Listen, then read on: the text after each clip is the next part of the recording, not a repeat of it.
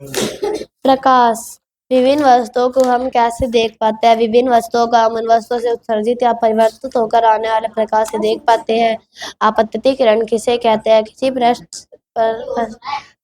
किसी पृष्ठ पर पड़ने वाली प्रकाश की किरणों को आपतित किरण कहते हैं। परावर्तित किरण किसे कहते हैं? किसी पृष्ठ के पश्चात के वापस आने वाली प्रकाश की किरणों को परावर्तित किरण कहते हैं। आपतन कोण किसे कहते हैं? आपतित किरण तथा विलंब के बीच के कोणों को आपतन कोण कहते हैं। विलंब किसे कहते हैं? दर्पण के जिस बिंदु पर आपतित किरण टकराती है उस पर 90% बनाने वाली रेखा को अभिलंब कहते हैं।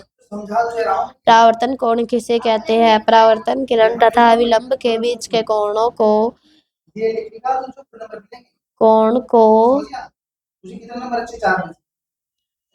परावर्तन कोण कहते हैं।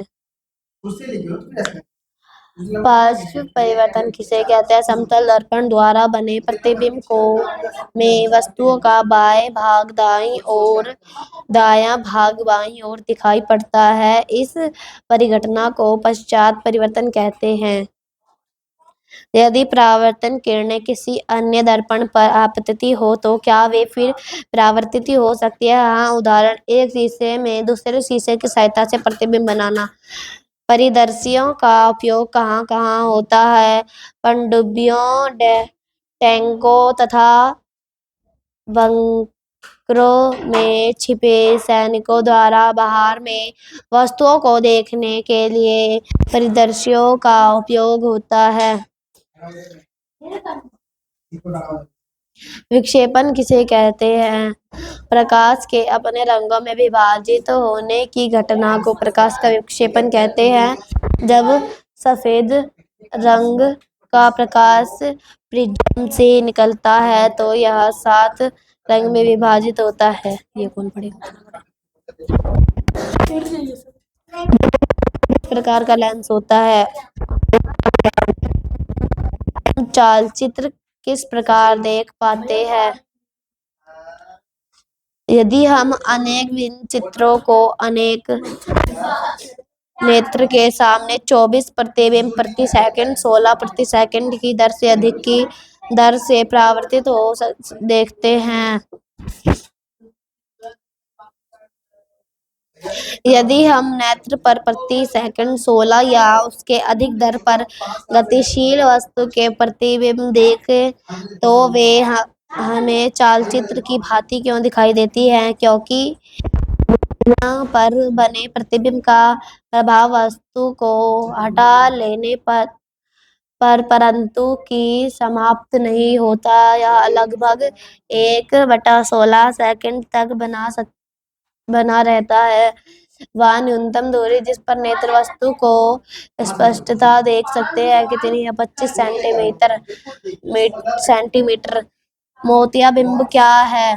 कभी कभी विक्षेप रूप में वृद्धावस्थ में नेत्र दृष्टि धुंधली दिखाई देती है। यह नेत्र लेंस को धुंधला होने के कारण होता है।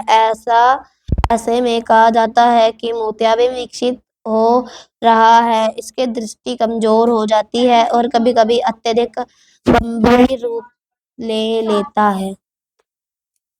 निश्चार या उल्लू रात्रि में किस प्रकार देख सकते हैं? उल्लू रात में भली भांति देख सकते हैं परंतु दिन में नहीं। उल्लू ने नेत्र में बड़ा कॉर्निया तथा बड़ी पुतली होती है ताकि नेत्र में अधिक प्रकाश प्रवेश कर सके। इसी के साथ साथ रेटिना में बड़ी संख्या में शलाकाएं होती है वह तथा केवल कुछ ही शंकु होती है।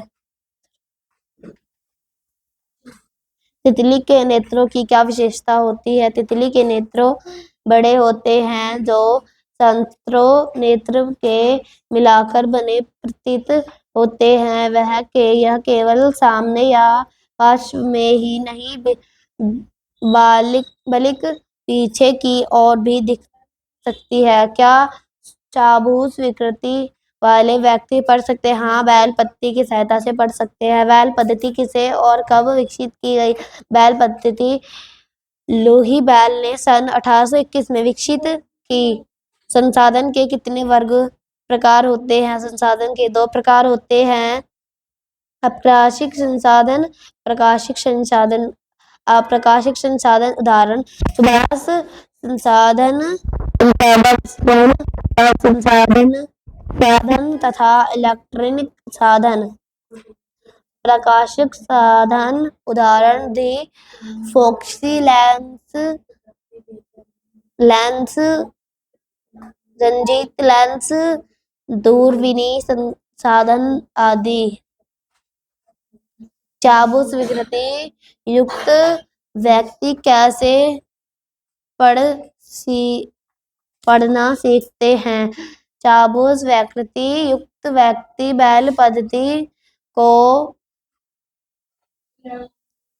अक्षर से सीखना प्रारंभ करते हैं। इसके पश्चात विक्षेप छापों एवं अक्षरों के संयोजनों को पहचानते हैं। सीखने की विधि संपर्क से पहचानना करने पर निर्भर होती है।